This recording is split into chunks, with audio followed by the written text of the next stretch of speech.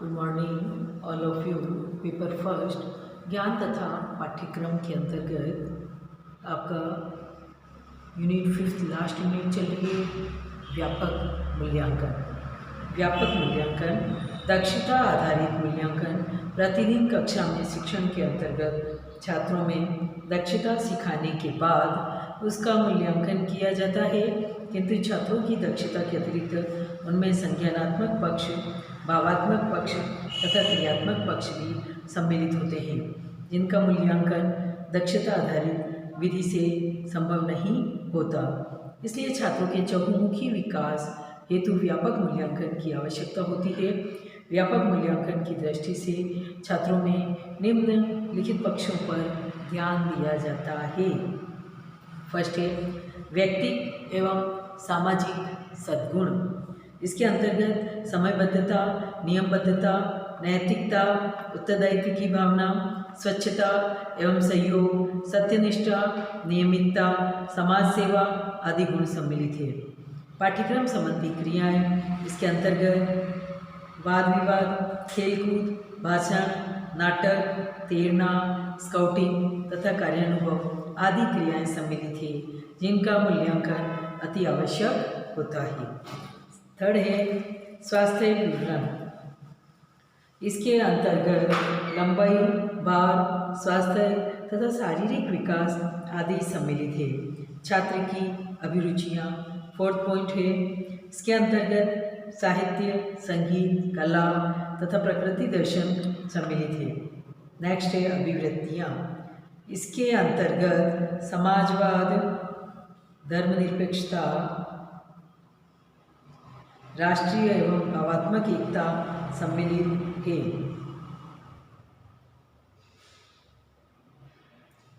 सतत एवं व्यापक मूल्यांकन के उपकरण एवं तकनीकी। विद्यालय क्षेत्रों का मूल्यांकन, फिर है सह विद्यालय क्षेत्रों का मूल्यांकन, और उसके बाद है जैसे क्षेत्र है समस्त विद्यालय विषय ज्ञान, बोध, ज्ञानोपयोग और कौशल। तकनीकी के अंतर्गत आता है मौखिक परीक्षण, लिखित परीक्षण, प्रायोजना कार्य, प्रायोगिक गतिविधियाँ और पोर्टफोलियो। उपकरण के अंतर्गत है मौखिक प्रश्न, कक्षा कार्य, प्रश्न पत्र, दत्त कार्य, इकाई परीक्षण, निदानात्मक परीक्षण, मानकीकृत उपलब्धि परीक्षण, प्रतिवेदन, प्रत्यक्ष प्रयोग अथवा अप्रत्यक्ष ग्रेड।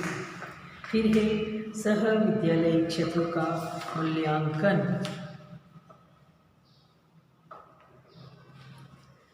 समस्त विद्यालय विषय ज्ञान, बोध, ज्ञानोपयोग, कौशल।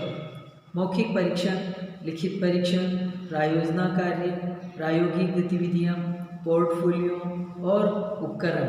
मौखिक प्रश्न, कक्षा कार्य, प्रश्न पत्र, दत्त कार्य, इकाई परीक्षण, निदानात्मक परीक्षण, मानकीकृत उपलब्धि परीक्षण, प्रत्यक्ष प्रयोग अथवा अप्रत्यक्ष ग्रेड, कार्यानुभव तथा कला शिक्षा। इसके अंतर्गत work experience and art education. तकनीकी में कार्य या करने या गतिविधि के समय अवलोकन, पोर्टफोलियो को निरंतर पूरा करना। फिर है निर्धारण मापनी, समय सारणी के अनुसार ग्रेड। सामाजिक एवं व्यक्तिगत विशेषताएं।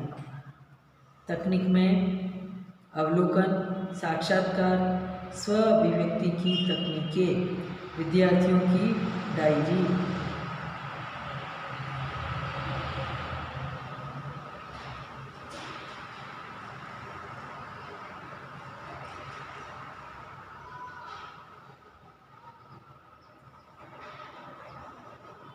निर्धारण मापनी, जांच, सूची, घटना, विवरण और प्रपत्र।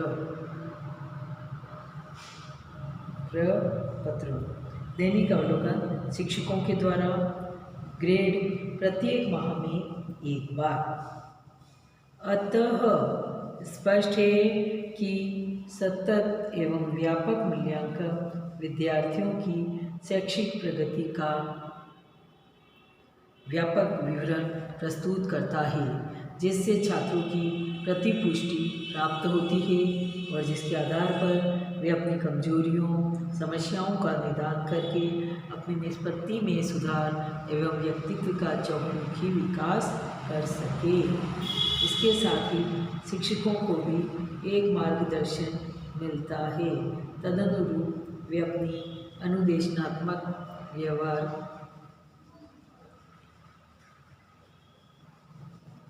व्यू रचनाओं में परिवर्तन करते हैं, जिससे शिक्षण अधिगम प्रक्रिया अधिक प्रभावी बनाई जा सके। परंतु यह सत्य है कि सतत एवं व्यापक मूल्यांकन प्रक्रिया की सार्थकता अध्यापकों पर निर्भर करती है। यदि अध्यापक निष्पक्षता, निष्ठा, विश्वास तथा उत्तरदायी के साथ साथ सतत मूल्यांकन का कार्य करेंगे तो यह निसंदेह शिक्षा के क्षेत्र में एक क्रांतिकारी परिवर्तन लाने में सहायक होगी। अधिगमकर्ताओं, शिक्षकों, समुदाय एवं प्रशासक पृष्ठपोषण को आंकलन की महत्वपूर्ण विधि या प्रविधि या महत्वपूर्ण तत्व के रूप में माना जा सकता है। आंकलन की प्रक्रिया में पृष्ठपोषण का प्रयोग नकारात्मक एवं सकारात्मक रूप में स्वयं के द्वारा पृष्ठपोषण एवं बाह्य व्यवस्था द्वारा पृष्ठपोषण के रूप में होता है। जैसे एक छात्र 3 घंटे के प्रश्न पत्र को 2 घंटा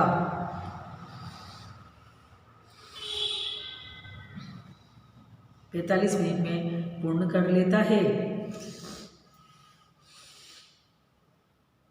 तो उसको अपने प्रश्न पत्र को हल करने की गति पर पृष्ठपोषण प्राप्त होता है तथा इस पृष्ठपोषण के माध्यम से वह अपने प्रश्न पत्र हल करने की गति का आंकलन कर लेता है।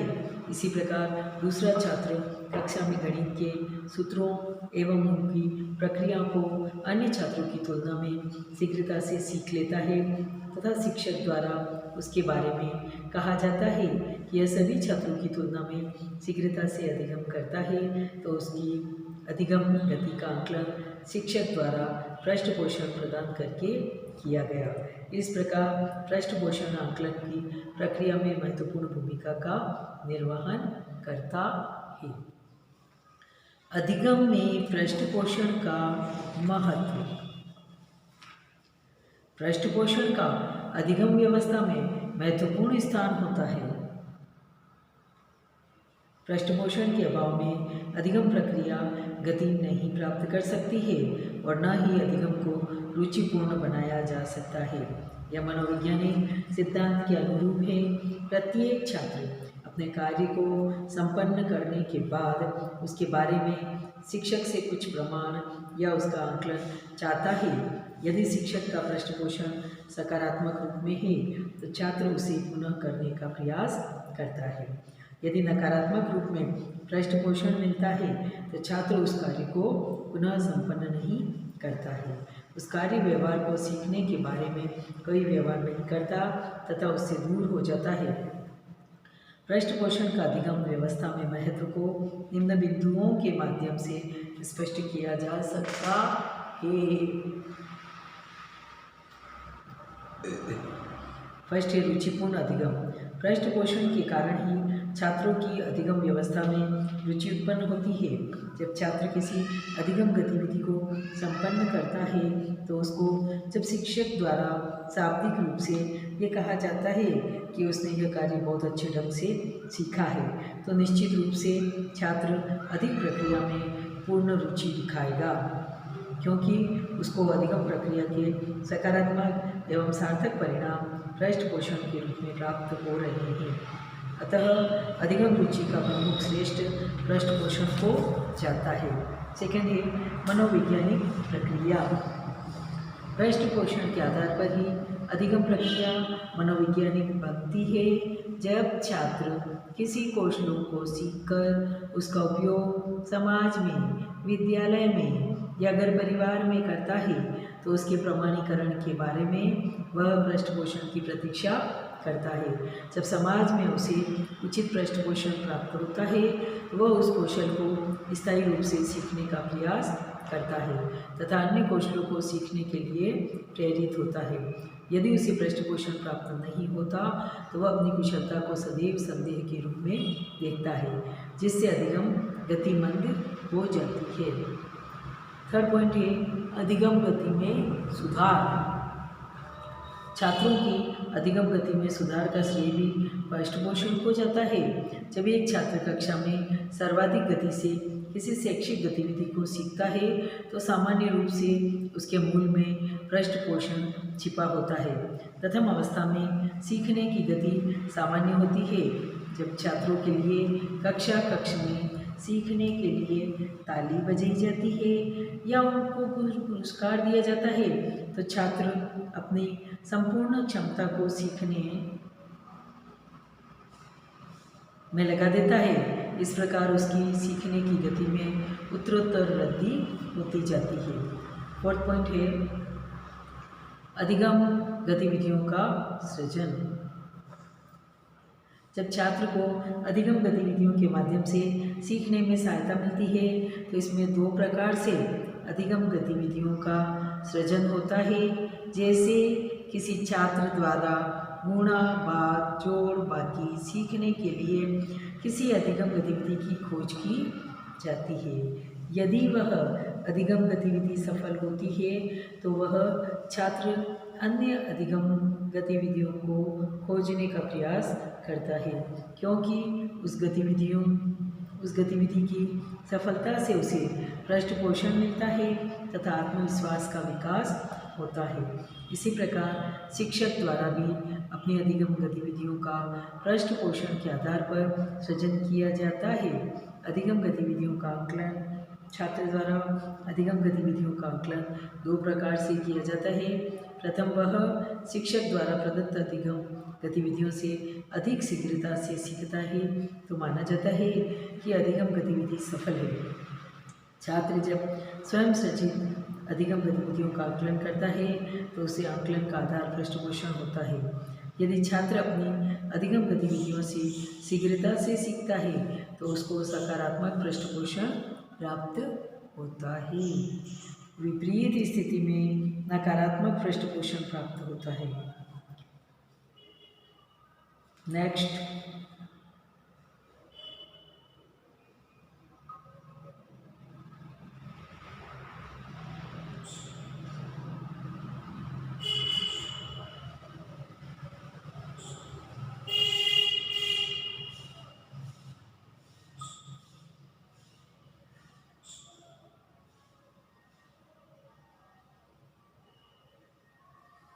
सामाजिक क्रियाओं के अधिगम में पृष्ठपोषण। सामाजिक गतिविधियों एवं कुशलता को सीखने में अधिगम गतिविधियों की महत्वपूर्ण भूमिका होती है। प्रथम बार जब छात्र किसी सामाजिक कार्यक्रम में सहभागिता का प्रदर्शन करता है तो उसमें उसकी प्रशंसा समाज के व्यक्तियों तथा घर परिवार के सदस्यों द्वारा की जाती है। यह प्रशंसा उसके लिए पृष्ठपोषण का कार्य करती है, जिसके परिणाम स्वरूप वह अधिक से अधिक सामाजिक कार्यक्रमों में सहभागिता का प्रदर्शन करेगा तथा सामाजिक कौशलों को सीखने का प्रयास करेगा। नैतिक क्रियाओं के अधिगम में पृष्ठपोषण। नैतिक क्रियाओं के सीखने में भी पृष्ठपोषण की महत्वपूर्ण भूमिका होती है। जैसे कक्षा में एक छात्र के पास पेंसिल एवं रबड़ नहीं है, दूसरा छात्र पेंसिल रबड़ उसको दे देता है तथा स्वयं अपने पास रखी दूसरी रबड़ पेंसिल से कार्य करता है। उसके इस व्यवहार को देखकर शिक्षक द्वारा कक्षा में उसके लिए ताली बजवाई जाती है तथा उसे एक अच्छा छात्र बताया जाता है। इस पृष्ठपोषण से वह छात्र एवं अन्य सभी छात्र नैतिक गतिविधियों को सीखने का प्रयास करते हैं।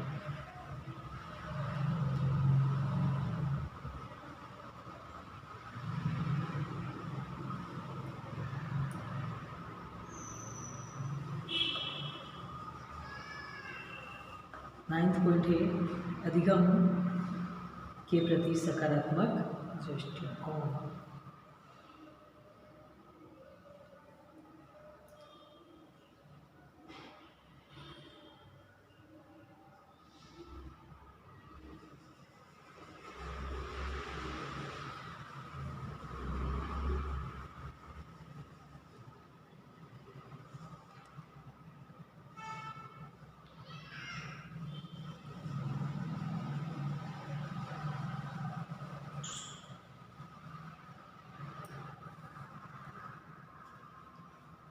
पृष्ठ पोषण की प्रक्रिया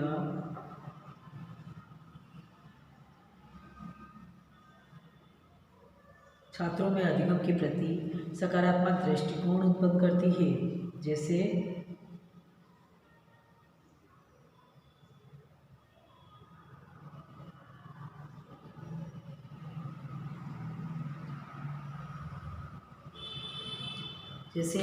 एक छात्र द्वारा विज्ञान विषय के अधिगम को कठिन एवं नीरस समझा जाता है। छात्र द्वारा प्रथम बार विज्ञान विषय के एक सरल प्रश्न को सही कर दिया जाता है तो शिक्षक द्वारा उसको पृष्ठपोषण प्रदान किया जाता है।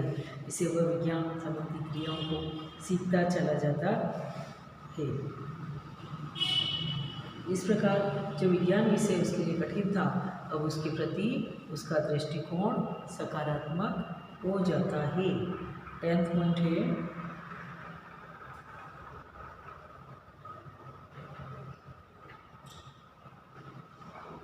अधिगम व्यूह रचना का सृजन। प्रायः शिक्षक द्वारा सृजित अधिगम गतिविधियाँ जब सफल होती है तो शिक्षक उनका प्रयोग व्यापक रूप से करता है तथा अन्य उपयोगी अधिगम गतिविधियों को खोजता है। ठीक इसी प्रकार छात्र द्वारा भी अनेक उपयोगी गतिविधियों की खोज की जाती है जब उसको अपनी प्रथम अधिगम गतिविधि से पृष्ठपोषण प्राप्त होता है। इस प्रकार शिक्षक एवं छात्र दोनों के सहयोग से अधिगम व्यूह रचना का निर्माण होता है। इसके मूल में पृष्ठपोषण ही कार्य करता है।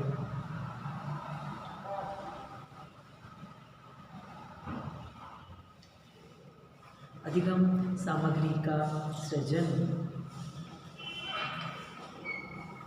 शिक्षक द्वारा जब किसी छात्र समूह के लिए प्रतिरूप मॉडल का प्रयोग किया जाता है तो उसका आगामी प्रयोग पृष्ठपोषण पर निर्भर करता है। यदि छात्र प्रतिरूप से शीघ्रता से सीखते हैं तो शिक्षक को पृष्ठपोषण प्राप्त होगा तथा वह अन्य छात्रों के लिए भी मॉडल का प्रयोग करेगा। इस प्रकार पृष्ठपोषण के माध्यम से video film, tape recorder, overhead projector, computer एवं दूरदर्शन आदि अधिगम सामग्री का छात्रों की रुचि के अनुरूप प्रयोग होता है तथा अन्य अधिगम सामग्री शिक्षक द्वारा एवं छात्रों द्वारा सृजित की जाती है जिससे अधिगम स्तर उच्च एवं स्थायी होता है। 12th पॉइंट है अधिगम के लिए प्रेरणा।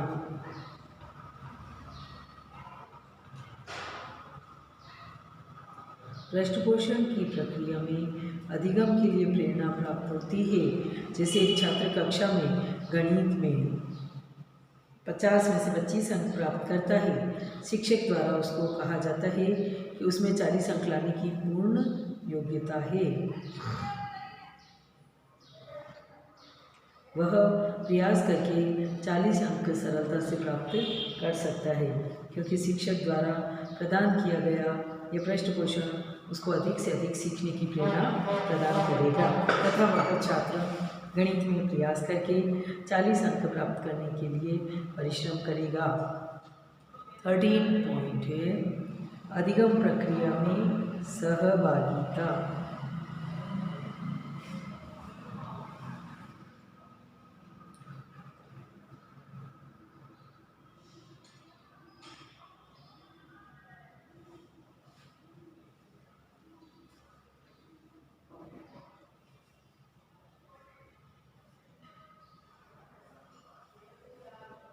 कक्षा में एक छात्र जो कि पीछे बैठा हुआ है तथा अधिगम प्रक्रिया में रुचि नहीं ले रहा, शिक्षक द्वारा उससे सरल प्रश्न पूछकर उसको पृष्ठपोषण प्रदान करते हुए कहा जाता है कि यह तो विज्ञान में बहुत योग्य छात्र है। जो छात्र अधिगम प्रक्रिया में निष्क्रियता का प्रदर्शन कर रहा था वह अब पूर्ण सहभागिता का प्रदर्शन करेगा। इससे छात्र के अधिगम स्तर में उत्तरोत्तर सुधार होगा। अतः पृष्ठपोषण द्वारा छात्रों की अधिगम प्रक्रिया में सहभागिता सरल एवं स्वाभाविक रूप में प्राप्त की जा सकती है।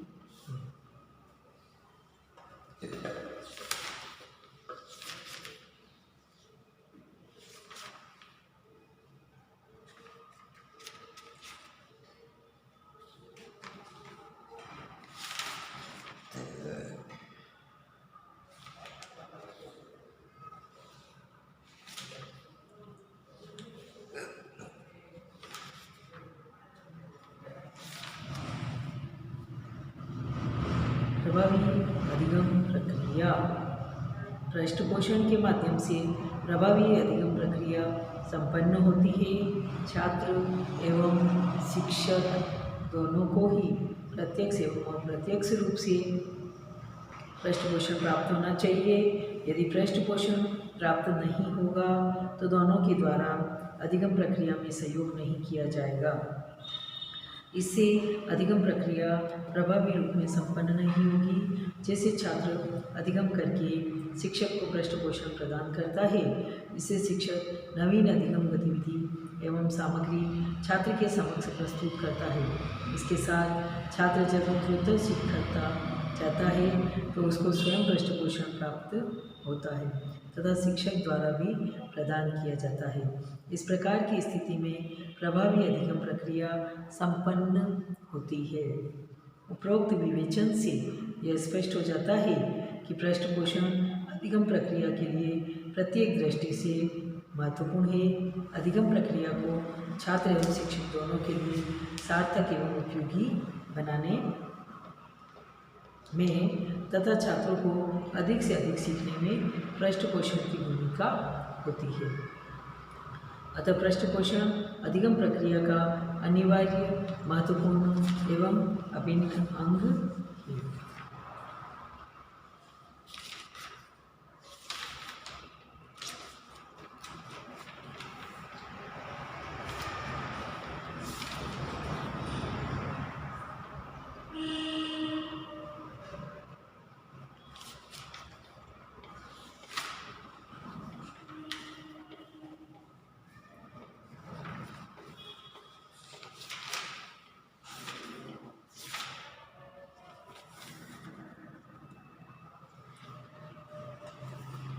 मतलब मूल्यांकन का जो क्षेत्र है वह है छात्र की अभिरुचि, छात्र की शैक्षिक उपलब्धि और छात्र की त्रुटियां, छात्र की विशिष्ट योग्यताएं, छात्र की सृजनात्मक पारिवारिक रुचियां, व्यक्तिगत रुचियां, शारीरिक स्थिति तथा स्वास्थ्य, ज्ञान, बोध और अनुप्रयोग, ये सारी चीज़ें भी इसमें सम्मिलित की गई है।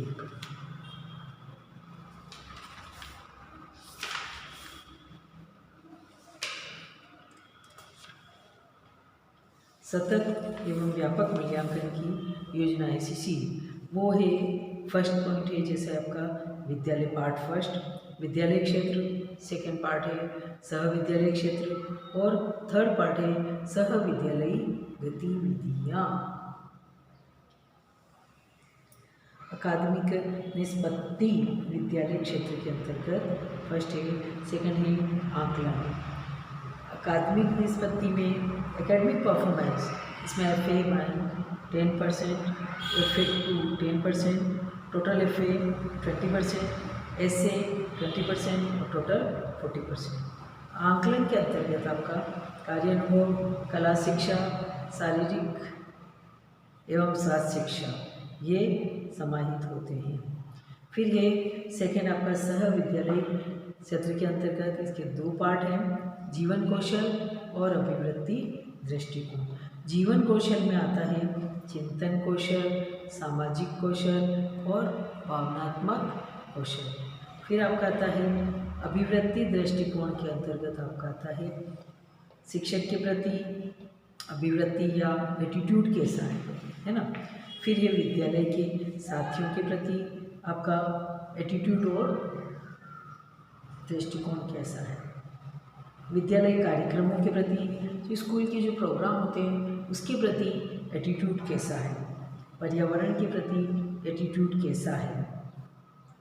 फिर है मूल्य प्रणाली के प्रति है, ठीक है, ये सारी चीज़ें इसमें आती हैं। सह विद्यालय गतिविधियाँ क्या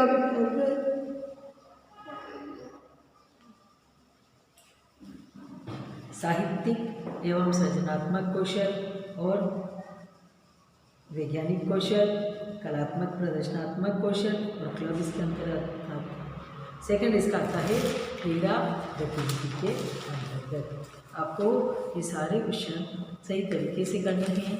जो असाइनमेंट दिए जाते हैं आपके, वो भी सही सेटलमेंट से होने चाहिए और ईमेल उसको टाइम टू टाइम करते रहे, क्योंकि आपका ये लास्ट यूनिट चल रही है, आपका कोर्स समाप्त होने वाला है और उसके अकॉर्डिंग आपको ये सारी चीज़ें देखनी है। और जो सेक्शनल दिए गए थे वो भी सिस्टमेटिक तरीके से बनाकर, राइटिंग अच्छी, मात्रा मिस्टेक नहीं होनी चाहिए। एक साइड राइट हैंड साइड पर लिखेंगे, लेफ्ट हैंड साइड पर फ़ोटो चिपकाएंगे, नेट से निकलवा के सर्च करके, जैसे भी आपको सेट हो सकता है वो करेंगे। उससे आपकी क्रिएटिव एक्टिविटी बेस स्टार्ट होता है और वो काम सिस्टमेटिक तरीके से होता है। अब इसमें असाइनमेंट जो है आपको इस वीडियो का नोट कीजिए। फर्स्ट प्रबुद्धात्मक है, व्यापक मूल्यांकन की दृष्टि से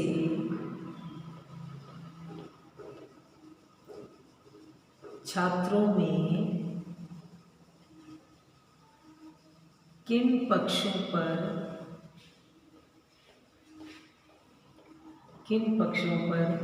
ध्यान दिया जाता है।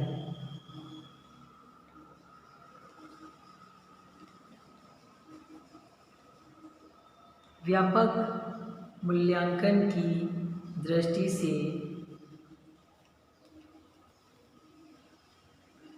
छात्रों में किन पक्षों पर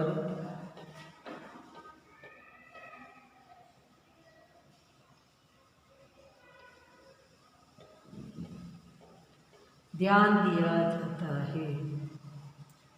निबंधात्मक प्रश्न लिखो। अधिगम में पृष्ठपोषण का महत्व विस्तार से बताइए।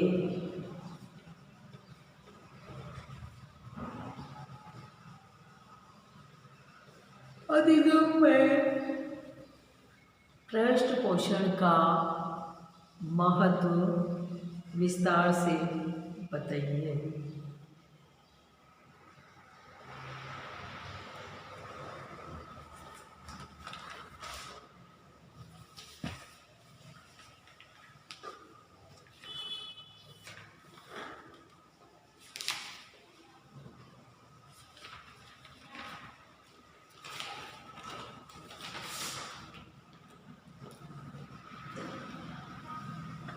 अधिगम में पृष्ठपोषण का महत्व विस्तार से बताइए। कुछ असाइनमेंट अगर एक दिन आगे पीछे है तो उसकी डेट जो दी जाती है उसी डेट पर ईमेल करें आप, क्यों कि सारा कंफ्यूजन रह जाता है आपको ये चीज़ नहीं समझ में आ रही है कि मेरे को जिस डेट पे मांगा गया उसी डेट पे तो क्वेश्चन होते हैं, आपको बनाकर डालने होते हैं, उसमें कोई ज़्यादा टाइम नहीं लगता है, परंतु वही है कि आपकी अटेंडेंस उसी डेट पर लगा दी जाती है।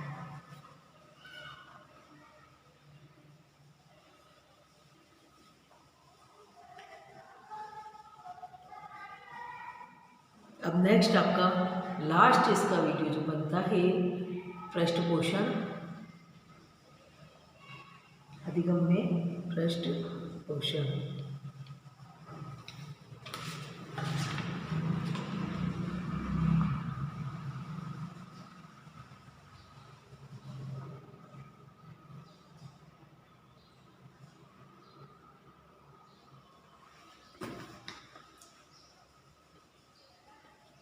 Thank you.